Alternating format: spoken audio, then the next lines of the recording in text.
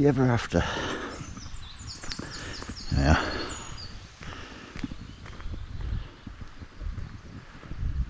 Alpacas everywhere.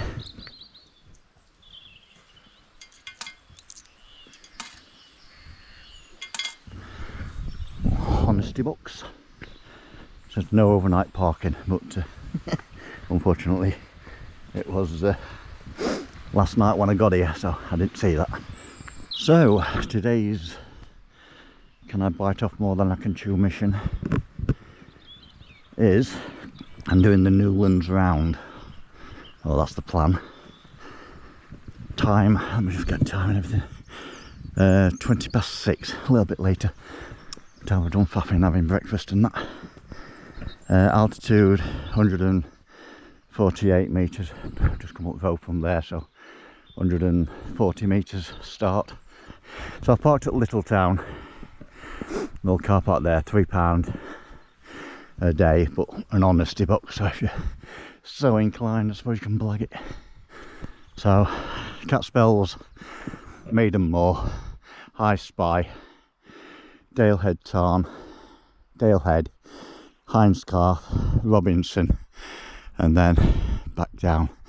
So I think, yeah, that's Robinson. So I'm going up here, all the way around there, over to Robinson, down along that ridge, and down the side of that woodland, I think, then back to car just there. That's the full route, which in theory is about 12.5 miles. It's supposed to be a nice day. In fact, it barely got dark. It's, was it June the 12th? And even here with very, very little light pollution from anything, barely got dark. Which messed with you a little bit. I was back in Russia. In Novgorod we had 24-hour daylight. It wasn't quite as light as that, but... And I've got to go over to the end of this to get to, as I say, to get to Catbells. I started off in jumper and down to t-shirt. It's going to be a cracking day once this cloud burns off. But even if it stays like this, that's fine, because no wind, quite warm, and I say I'm going to be climbing a bit. Also there are a couple of paths. There's a path just starts over there, what sort of cuts diagonally up, and there's another one here what takes you right up the flank. That's basically where I'm going. I'll go to the end. Some very pretty little homesteads. Hell of a view to wake up to every morning. Awesome. Skellgill farm. But, pretty epic morning so far. The clouds are sort of burning a little bit. Starting to get a bit of blue sky. They always look bigger when you get up to it. And that's just the first shoulder. Not there. Down water. And I guess Keswick is much done with the first set of switchbacks per se. And now a bit of a scramble.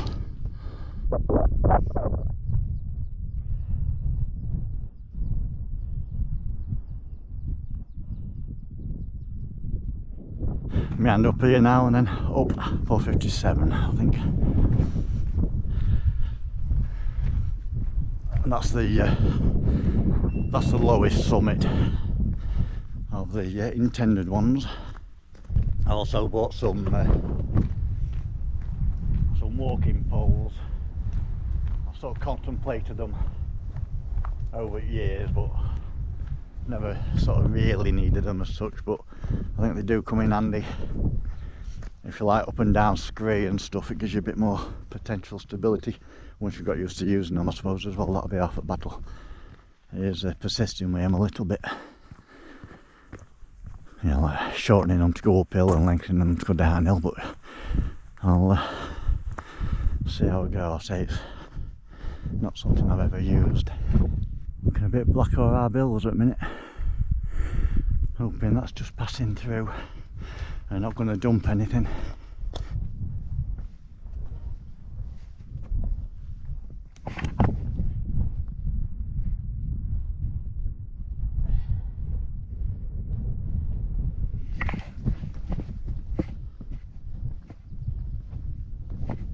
summit cairn of Catbells.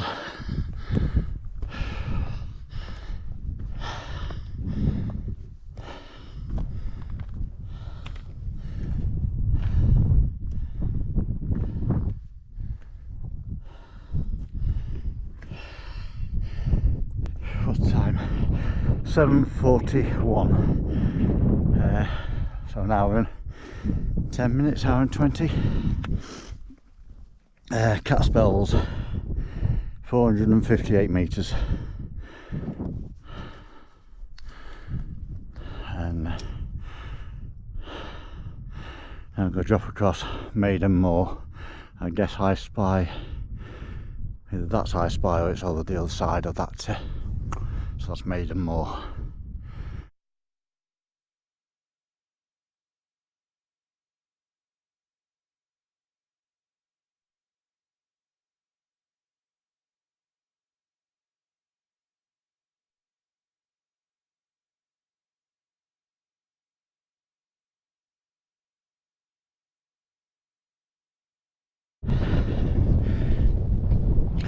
Just rolled over 2 hours.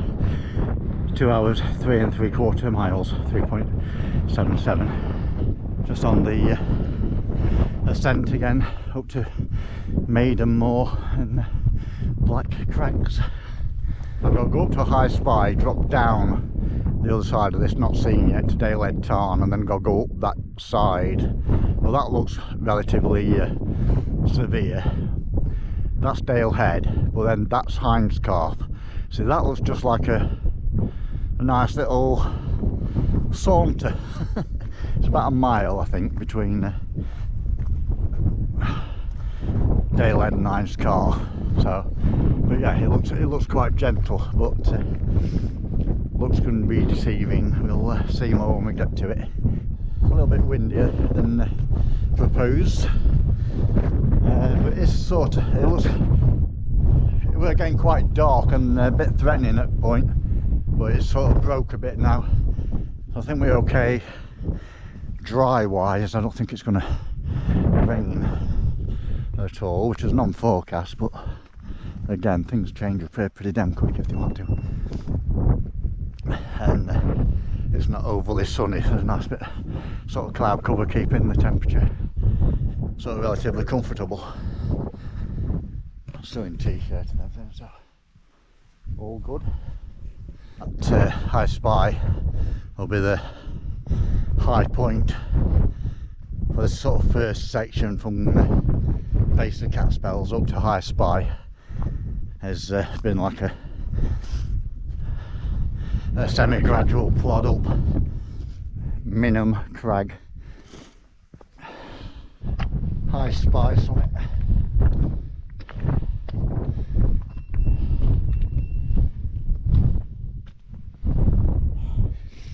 – 666 metres,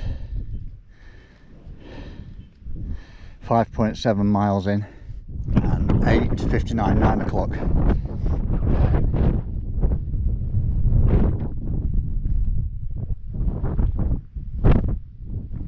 So that's that done. That's 2 main summits, 3 more to go.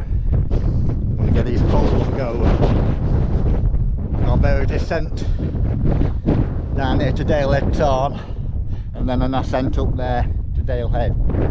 And have a play with these, see if we can get me head around it. I guess that down there is Dalehead Tarn. I can get an adapter as well, camera adapter, so I can put camera actually on end at poles, so it becomes a selfie stick, as well as you know, potentially some practical walking aid as well. So I'll have a look at that when I get back. Put camera away and have a play. Dalehead Tarn. About done the descent. That's Dalehead Tarn, just over the top of these little moguls, and then I've got to go up there. It's really fun. Just use these poles for the first time on that descent. I think it probably helps. Just got to get used to motion and where to place on that. But yeah, I'll see what they do on that. before I make any decisions. So I think so far so good. Right, that away.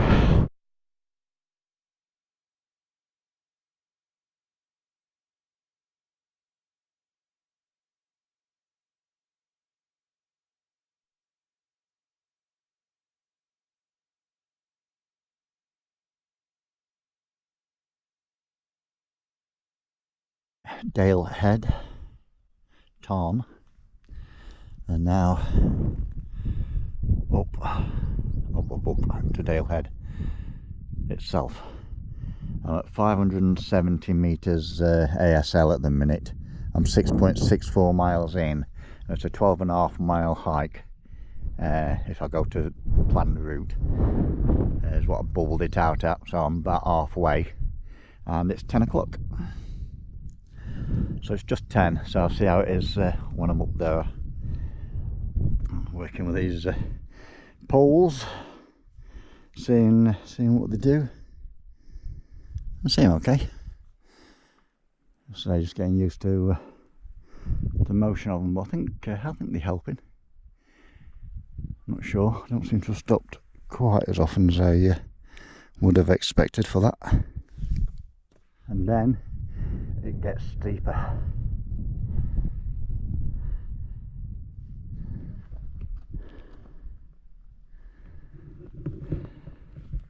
At 676 altitude, that's high spy. That's about 666, I think, so about 10 metres higher than that cairn. Down and back up. Now, gotta go up there. So, unless I'm very much mistaken, could be the summit cairn of Dalehead. Time 10:52. Took me 52 minutes to get up here from the tarn. It doesn't seem that long, not by a long shot. And I've had a couple of obviously short stops on the way, and 5-minute sort of chill out on a bit of a plateau down there. 4 hours 40 minutes so far, 7.39 miles, and 760 metres altitude above sea level.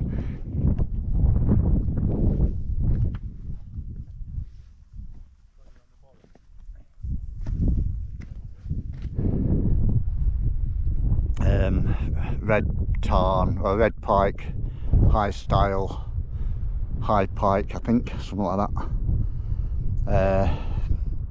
Pillar in the background. Fleetwith pike here, next level. Haystacks behind that. Kirkfell. Great Gable. Overview of the Honster Pass.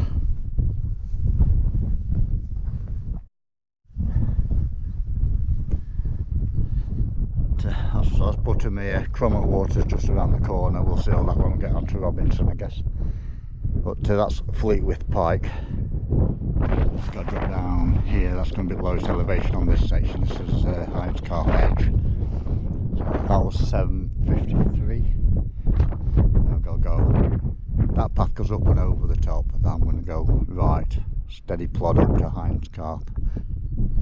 11:20. So I've got 2 more summits to do basically, which is that one and that one, and then it's down. So realistically 11:20 probably dinner time-ish when I get to Hindscarth. That away, and then up there just got to go up now to that summit there, and then down that path these guys are coming up. Hindscarth summit, 736 metres, 8.61 miles. There should be a path going down this right hand flank there, which is going to drop me down there probably about another 150 metres, 200 metres, and then I've got to reascend up onto Robinson over there, and then along that ridge drop down along that ridge, and then at the end of that one drop down through a wood back to the car. Just one more summit basically to bag on this trip, and mission accomplished. First, I'll have my sandwich. It's a little bit early, it's about 20 to 12, but close enough. I had my breakfast about 5:45. I've used these poles as well. I've started them, I got them out of the bag, I got all the way from car up to High Spy without them as I normally would, so I got them out of the bag there to try them, and I've been using them since, so I'm quite surprised myself. I thought I'd use them for 10 minutes and go, nah, not for me, put them away, but no, I've used them all the way over, and yeah, I think they do assist. I was unconvinced before, but I'll give him benefit of the doubt in a minute. Right, sandwich. Still the summit of Hindscarth. I just left my bag there. Just going to walk over to this edge, see if I've got an overview down into the valley. Then backtrack back up there, pick my bag up, and off to Robinson over yonder. Down there to the fence line and then back up. Right, we're at Little Dale Edge. 9.61 miles in, 6 hours 18 minutes. 582 metres. Just come down from there, which is Hindscarth. Now I've got to go up there, which is Robinson. 12:30 here, if I remember. I'll take a time at the top of there, but I'll certainly take one at the top of the actual summit cairn itself. Down there, that fence line. I've come up. Still not quite topped out. 12:46, it was 12:30 when I was down there, so it's been 15 minutes to get up here. Complete with pike, haystacks, pillar, Kirkfell, Great Gable, Scarfell, Great End, that's one I was trying to think of earlier, Grandeth and Grey Knots, and then down to Honister Slate Mine, and then that's the Honister Pass. This is the top of that ascent I've just done. I started at 12:30, 12:55 to the actual top of that, so 25 minutes. Altitude 725 metres, 10.2 miles, and it's still relatively early. It's only 5 to 1. At this rate I'll be back at car for 3, I would have thought. This should be the summit of Robinson. Might be end of Buttermere and then Crummet Water, and I think Lowes Water in the distance, and then you can see the sea. And it's a little bit too hazy. You can see a few wind farms out there. Oh, you can see just see the outline of the mountain ranges in Scotland. So here we are at Robinson, 743, 744 metres ASL. Have a couple of minutes chill out and then I'm heading that away. A couple of miles downhill all the way. That's it, I see pretty much the entire route roughly. Started down in the valley floor here, Newlands Valley. Went along the valley floor to Skellgill, up onto Skellgill Bank, Catbells, Bull Crag, Maiden Moor, over to High Spy, which you can't see at the minute, it's the other side of Hindscarth. Dropped down to Dalehead Tarn, the other side of Hindscarth again, up to Dalehead, down and across to Hindscarth, down that path, down the diagonal, down into this valley, up to Robinson, and now on the back leg, probably about 2 miles left. It's all downhill. So down here, got a drop. I think there's a severe drop, and then there's a path splits. I can go along the next ridge and down, which is the one I'm planning on doing, or you can carry on down to the valley floor. I'm going to go along the top of the ridge, I believe, is the plan A. See when we get to it. It's cracking down here. Back to t-shirt. Quite windier than a windy thing.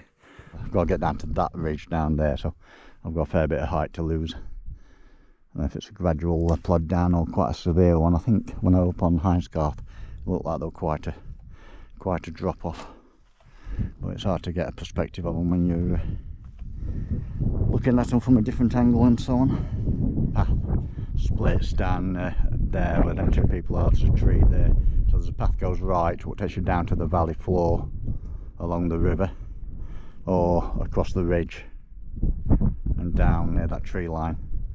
But yeah, epic day. Just shame about the little high winds.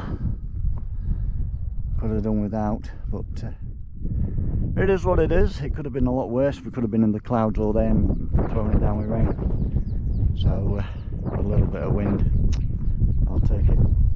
Yeah, quite an interesting project. As I say, I've never used poles before, so I've always been a bit sceptical. Do I really need them? But I've just come down that using them, and I'm quite impressed. Who would have thunk all these hikers over the years who was walking around with poles knew what they were talking about? They were really grabbing me, as I, you know, don't see a point in them really.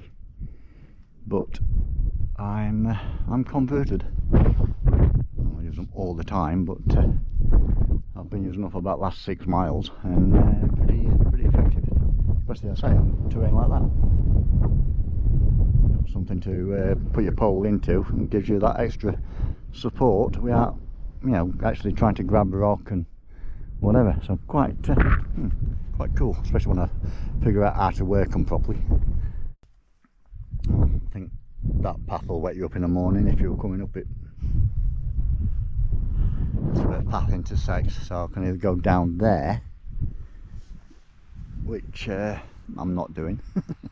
There's a reservoir down there, and then it takes you down the river basically. And now onto High Snab Bank, which is like a ridge walk. Not quite Crib-Goch, I don't think.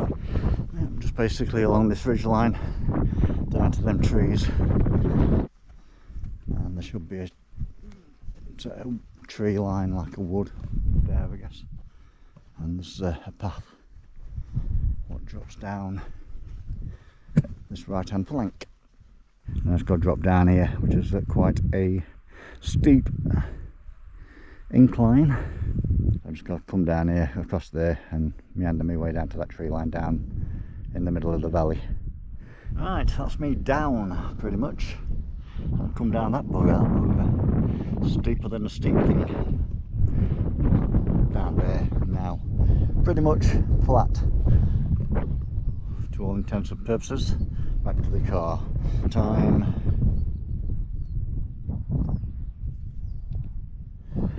14:55, so yeah, I said about 3 o'clock.